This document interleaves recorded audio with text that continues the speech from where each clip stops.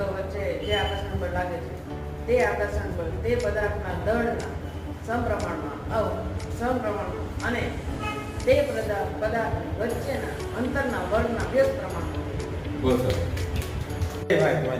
વિશ્વમાં રહેલા દરેક પદાર્થ બીજા પદાર્થ પર બળ લગાડે છે. આ બળ તેમના વચ્ચેના અંતરના વર્ગના વ્યસ્ત પ્રમાણ અને દળના ગુણાકારના સમપ્રમાણ હોય છે. ગુરુત્વાકર્ષણનો સાર્વત્રિક નિયમ. વિશ્વમાં રહેલો દરેક પદાર્થ બીજા પદાર્થ પર બળ લગાડે છે. આ બળ તેના વચ્ચેના અંતરમાં અને વર્ગના વ્યસ્ત પ્રમાણમાં હોય છે. વિશ્વમાં અને દળના ગુણાકારના